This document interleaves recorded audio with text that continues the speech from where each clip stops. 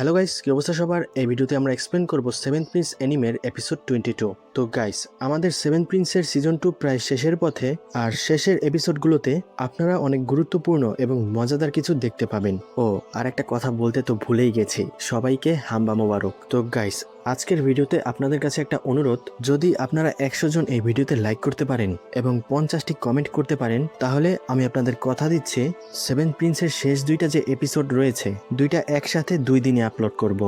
ধরুন শুক্রবার একটা আপলোড করলাম আর একটা শনিবার আপলোড করলাম, অথবা বৃহস্পতিবার। তো আমি আশা করছি আপনারা আমার এই অনুরোধ রাখবেন, আর আমিও আমার কথা অনুযায়ী দুইটা এপিসোড আপলোড করে এই এনিমেটা দ্রুত শেষ করব। কারণ গাইস, এরপরে আসবে আরো একটি অসাধারণ এনিমে। তো গাইস চলুন আর কথা না বাড়িয়ে শুরু করা যাক আজকের এপিসোড। আমরা শুরুতে দেখতে পাই সারিয়া শিরোর সাথে অনেক দ্রুত কোথাও একটা ছুটে যাচ্ছে। এরই মধ্যে বৃষ্টি পড়ছে, আর সেই বৃষ্টির ভিতরেই সারা শহর ড্রাগনের আগুনে দাউ দাউ করে জ্বলছে। সারিয়া ঈশারকে বলে, তো চলো শুরু করি, এবং আমরা তার সামনে একটা পিয়ানো দেখতে পাই। ঈশার বলে, হ্যাঁ ঠিক বলেছ।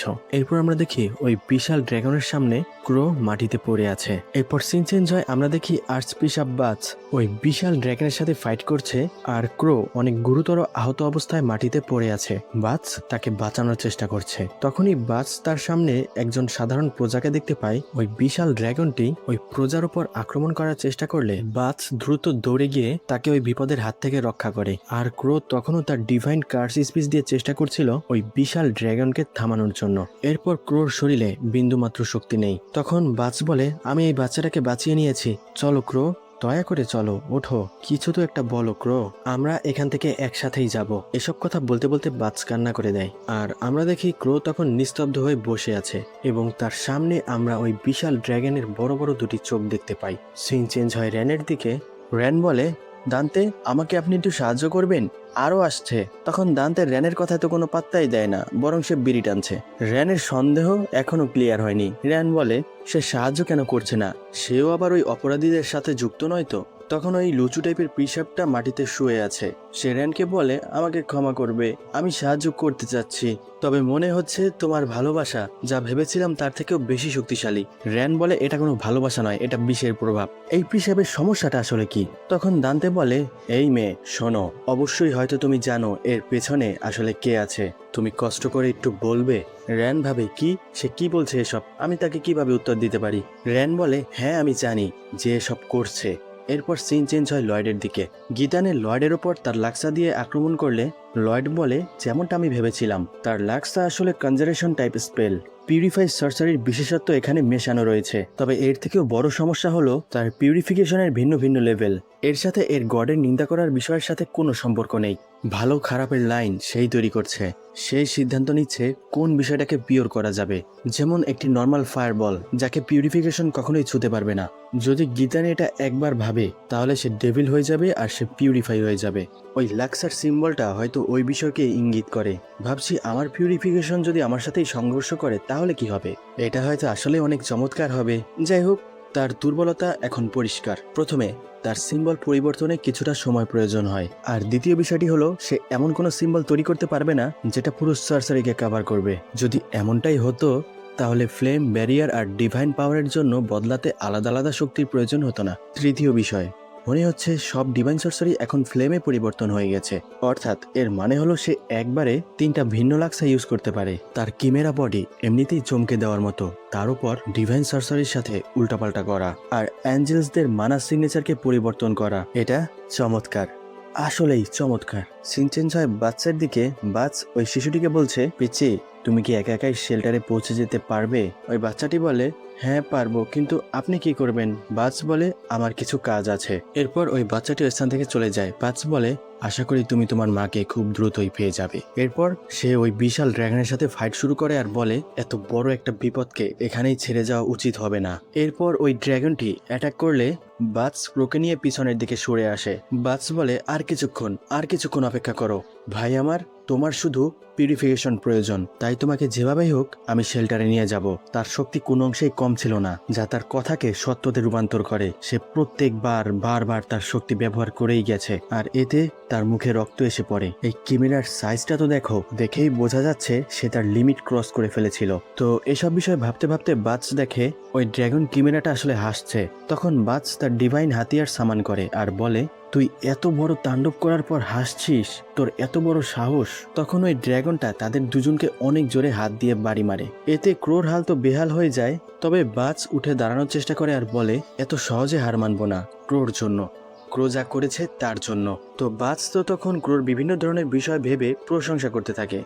সে যেই ক্রোকে চেনে না, সেই ক্রোর বিভিন্ন বিষয়বস্তু ভেবে সে আবেগ আপ্লুত হয়ে পড়ে। তখন ওই কিমেরা ক্রোকে পিষে ফেলার চেষ্টা করে, আর বাজ এটা দেখে বলে, আমার সাথে ফাইট করো, লড়াই আমার সাথে করো। সে প্রথমেই অনেক আহত হয়ে মরে গেছে। তখনই আমরা দেখি সিলফা আর তাও একসাথে ওই বিশাল কিমেরার ওপর আক্রমণ করে দেয়। তাও বলে, না, সে এখনো মরেনি, আমি তার হার্টবিট এখনো অনুভব করতে পারছি, টুইন্স বিশপ তাকে হিল করতে পারবে। বাজ বলে, এ কি, ক্রোর গ্রুপের লোক? সিলভা বলে, আমি জানি তুমি অনেক ক্লান্ত হয়ে আছো, তবে তাও বলে, না, আমি একদমই ক্লান্ত নই, আর এখন তো এসেই পড়েছি। তাহলে ঠিক আছে, এখানে কোনো মানুষ দেখা যাচ্ছে না। ক্রো আসলেই অসাধারণ, সে সব প্রজাদের এত বড় একটা বিস্টের হাত থেকে রক্ষা করতে পেরেছে। সিলভা বলে, হ্যাঁ, সে সত্যি অনেক সাহসিকতার সাথে লড়াই করেছে। তবে এর মানে এটাও যে আমাদের শত্রু এবার এতটাই শক্তিশালী ছিল যে সে তাকে শুধু থামাতে পেরেছে। তো বলো, শুরু কোথা থেকে করব? তাও বলে, এটা কেমন হয়, আমি তার পেছন থেকে ধোলাই করি আর তুমি সামনেটা দেখে নাও। সিলভা বলে, না, তুমি সামনে থাকো, আমি পিছনে যাই। তা বলে, আরে না, এর মুখ অনেক ভয়ানক, আমি এর সামনে থাকতে পারবো না। তখন তাদের এই পেছলির মধ্যে ওই কিমেরাটা তার মুখে অনেক বড় একটা এনার্জি বল তৈরি করে। এরপর তাদেরকে বাধ্য হয়ে সামনে থেকে লড়াই শুরু করতে হয়। ওই কিমেরাটা অ্যাটাক করতেই যাবে, অনেক দ্রুত গিয়ে সিলভা আর তাও ওই ড্রাগনের মুখে লাথি মারলে অ্যাটাকটা আকাশের দিকে রিলিজ হয়। সিলভা বলে, বিশ্বাস হচ্ছে না, এই ড্রাগনটা টার্গেট ফাইনাল করে অ্যাটাক করতে পারে। তাও বলে, আর কতবার এমনটা হবে, আমার পুরো জীবনটা আমার চোখের সামনে ভেসে উঠেছিল। তখন আমরা দেখি তাওয়ের এক হাতের সম্পূর্ণ চামড়া উঠে যায়। সিলভা বলে, এ কি, তোমার হাতে কি হলো? তাও বলে, এটা কিছুই না, আমি সম্পূর্ণ ঠিক আছি, এটাকে মনোযোগ দাও। আমরা যদি একে থামাতে না পারি তাহলে সবকিছুই বৃথা। ক্রো যা করেছে, আমরা সবাই যা করেছি, এই কিমেরা একাই সবকিছু পাল্টে দেওয়ার ক্ষমতা রাখে। টুইন্স বিশপ বলে, বাজ, ক্ষমা করে দিও, এই ছেলেটা আর বেঁচে নেই। বাজ ভাবে, এই পরিস্থিতি দেখে তো এতটুকু বোঝা যাচ্ছে এই বিশাল দেহী মনস্টারকে কেউই থামাতে পারবে না। এরপর ওই ড্রাগন কিমেরাটার ব্যাক স্টোরি দেখানো হয়। সে বলে, আমি জন্মের পরপরই বুঝে গিয়েছিলাম আমি একজন গোলাম, আর আমার ভাগ্য এটাই হবে, আমি এই লোকটাকে আমার পিঠের ওপর করে উড়ে বেড়াবো। তার ক্রোধ থেকে আমি বাঁচার জন্য একটা কুকুরের মতো বিশ্বস্ততা দেখিয়েছি। আমি আমার সম্পূর্ণ মন প্রাণ দিয়ে উঠছিলাম অনেক বড় একটা ভ্রমণের পর, ওই বিশাল সমুদ্র পার করে। তখন আমরা গিসানেকে দেখতে পাই, তার পাশেই ওই টাকলার ডিমের মতো ডিমনটা দাঁড়িয়েছিল।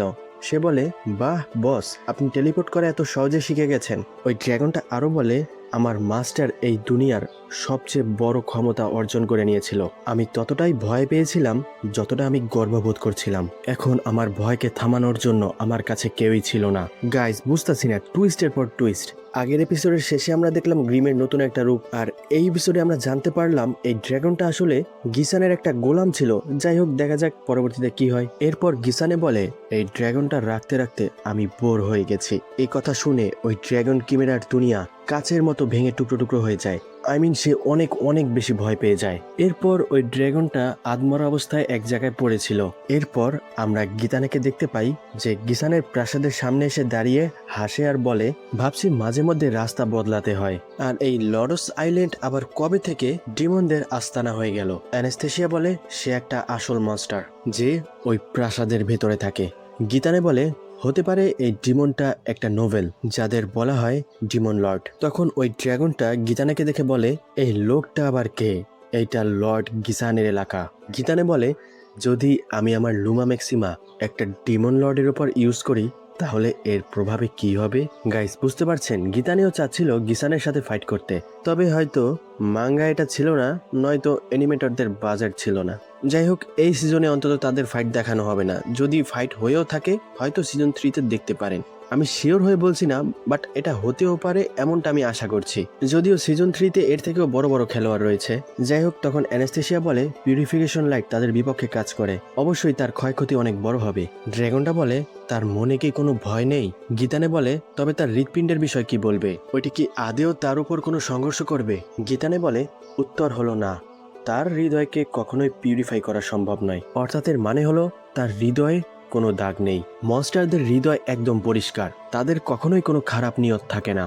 যখন তারা কাউকে মারে অথবা ধ্বংসযজ্ঞ চালায় অথবা নিজের সঙ্গীদের ছেড়ে দেয়, ড্রাগনটা বলে, আর আমি তখনই বুঝতে পারি এই হলো সে, যে আমার পরবর্তী মাস্টার। এরপর আমরা দেখি গীতানে ওই ড্রাগনটির বডি শিলি করে দিচ্ছে। গীতানে বলে, এখন তুমি তোমার মন মতো অথবা স্বাধীনভাবে তোমার এই বডিকে ব্যবহার করতে পারো। ড্রাগনটি বলে, এজন্যই তো আমি তোমার পিছু নিয়েছিলাম।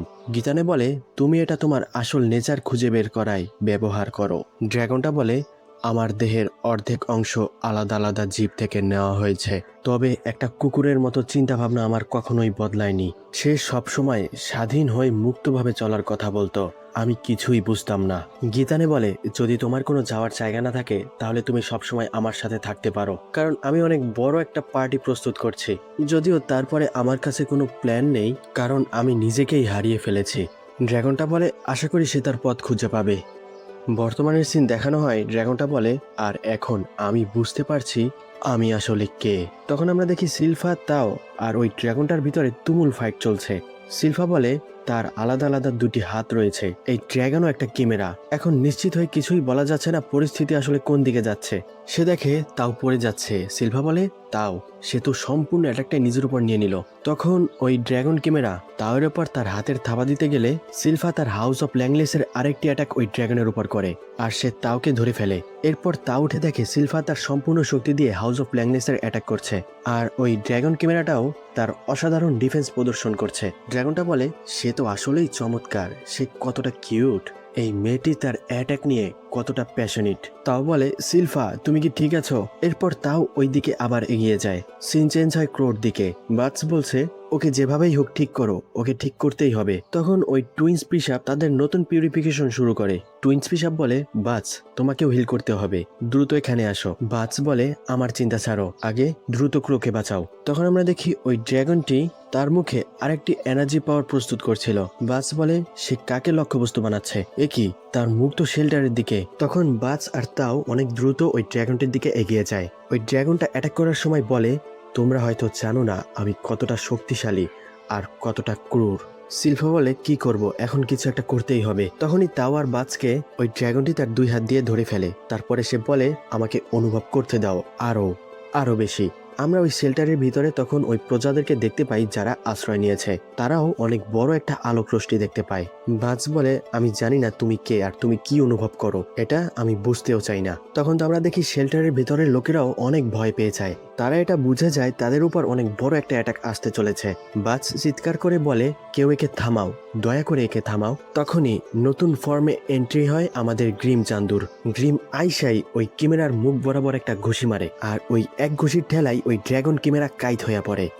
তখন তো সবাই এটা দেখে অবাক, এক মুহূর্তের ভেতরে এখানে কি হয়ে গেল তারা কিছুই বুঝতে পারে না। তারা ভাবছে ড্রাগনটা কি অ্যাটাক করে দিয়েছে, নাকি ড্রাগনটা অ্যাটাক করতে গিয়ে নিজেই আহত হয়েছে। তখন ওই স্থানে জেরিলেরও এন্ট্রি হয়। জেরিল বলে, তোমরা অনেক সাহসিকতার সাথে লড়াই করেছো প্রিয় প্রিসাবেরা। তখন তো জেরিল তাদের উপর ডিভাইন ম্যাজিকের বর্ষণ করছিল।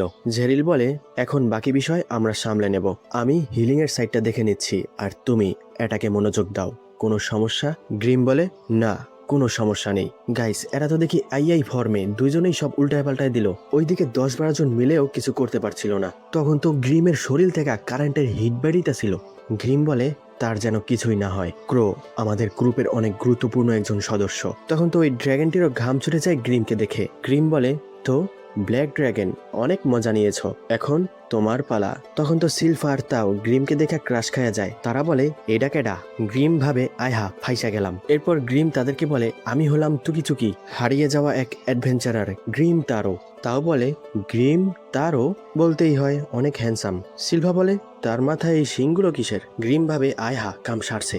গ্রিম বলে, এটা ফ্যাশন, চুলে আলগা কইরা লাগাইছি। মনে মনে ভাবে, কি যে করি, এদের কথা শুনে এখন শরম পাচ্ছে। এরপর আসল ঘটনাটা দেখানো হয়। জেরিল বলেছিল, তুমি তো জানোই যদি তোমাকে কেউ এই রূপে দেখে তাহলে তোমাকে মনস্টার অথবা কিমেরা ধরে নেবে। গ্রিম বলে, হ্যাঁ কথা তো ঠিক বলেছ, এই জেরিলের কথাই আমি ফর্ম বদলেছিলাম, তবে মানুষ সাজার নাটক করাটা আসলেই অনেক অদ্ভুত। তখন ওই ব্ল্যাক ড্রাগন অ্যাটাক করে দিলে গ্রিম বলে, এখন এসব কথা বাদ দাও, সব ঠিক হয়ে যাবে, আর ক্রো সেও ঠিক হয়ে যাবে, তার কোনো সমস্যা হবে না, জিরিকিল তাকে বাঁচিয়ে নেবে। জেরিল বলে, তুমি জিরিকিল কাকে বলছো? তবে আমি একে সম্পূর্ণ ঠিক করে দেব। এই লড়াইয়ে যদি একজনেরও জীবন যায় তাহলে হয়তো আমি আমার নিজের জীবনই দিয়ে দেব, কারণ এর জন্য আমি নিজেই দায়ী। গ্রিম বলে, তাও এখানে বাকিরা কি ঠিক আছে? তাও বলে তুমি আমার নাম কিভাবে জানো? তখনই ওই ক্যামেরা অ্যাটাক করতে গেলে তাও বলে আরে নিচে দেখো। তখনই গ্রিম ওই ড্রাগনের মাথা মোথা সব বসকায় ফেলায়। গাইস বুঝি না গ্রিমের এই ফর্মে যেদিক থেকে টাচ করে সব উইরা মুইরা জায়গা। এই গ্রিম পাগলায় কি অ্যাটাক শুরু করলো। গ্রিম বলে আগে একে সামলে নেই। তখন গ্রিম ওই ড্রাগন পাগলার এলে ফুটবল খেলতে শুরু করে। গ্রিম ওই ড্রাগনটাকে মারতে মারতে বলে আয় হ্যাঁ মাইট খায়াও চোখ বড় বড় করে তাকাও, তোমার চোখ নামাও আর আমি তোমার হাসি শুনেছি। তোমার কত বড় সাহস, তুমি এই শহরের উপর আক্রমণ করছিলে তার উপর আবার জোরে জোরে হাসছিলে। নেদার ওয়ার্ল্ডের একটা ব্ল্যাক ড্রাগন নিজে নিজে কখনোই একটা সাধারণ দুনিয়ায় প্রবেশ করতে পারেই না। বুঝতে পেরেছো আমি কি বলতে চাচ্ছি? অবশ্যই তুমি একটা পোষা ড্রাগন যাকে ছেড়ে দেওয়া হয়েছে, কুকুর কোথাকার। তুমি এমনটা কখনোই ভেবো না আমি তোমার উপর দয়া দেখাবো। নেদারওয়ার্ল্ডের রুল সার্ভাইভাল অফ ফিটেস্টের, আর তুমি এখানে এসেও তাই করছিলে। আমার এলাকায় ঢুকে আমার লোকদের মারছিলে। এত বড় সাহস তোমার! না কোনো ভদ্রতা না কোনো আদব কায়দা। একটা পাগলাটের ড্রাগন শিকল খোলার সাথে সাথেই তার তাণ্ডব শুরু করে, তার উপর তুমি আবার হাসছো। এসব কথা শুনে ওই ড্রাগন তো ভয় কাঁপতে থাকে। তোমাকে তো আমার মারার ইচ্ছাও করছে না, তাই নিজের লেজটা সুন্দরভাবে হাতের মধ্যে গুটিয়ে নিয়ে চুপচাপ এখান থেকে চলে যাও। তখন তো ওই ড্রাগনটা তেজ দেখাইয়া গ্রিমের উপর অ্যাটাক করার জন্য প্রস্তুত হয়। সে তার মুখে অনেক বড় একটা ম্যাজিক্যাল পাওয়ার প্রস্তুত করে। তখন আমরা গ্রিমের বুকের ওপর দেখতে পাই একটি আই খুলে যায়, আর আমরা দেখি গ্রিম লয়েডের দ্বিতীয় এপিসোডের ওই কম্পোনেন্ট ম্যাজিকটা ট্রাই করার চেষ্টা করে, আর ওইটা সে কপি করে। তখন ওই ড্রাগন বলে এই ডিমনটা কতটা দয়ালু, আমার মতো একটা জঘন্য ড্রাগনকেও সে শেখানোর চেষ্টা করছে, আমাকে না মেরে পালানোর সুযোগ দিয়েছে, এর জন্য অনেক ধন্যবাদ। তবে আমি পালাবো না, আমি আমার ভাবনার থেকে মুখ ফিরিয়ে নিতে পারি না। আমি ড্রাগনের মতোই বাঁচবো আর একটা ড্রাগনের মতোই মরবো, না খুশি না ভয়। এখন শুধু দেখবে সাহসিকতা। এত বছর বেঁচে থাকার পর মৃত্যু হবে একটা হুঙ্গারের মতো। গ্রিম বলে ফিউলিন ইনচ্যান্টেশন আর্টিক্স অবস্কিউরা ফোর্থা ম্যাগনিফিকেন্ট।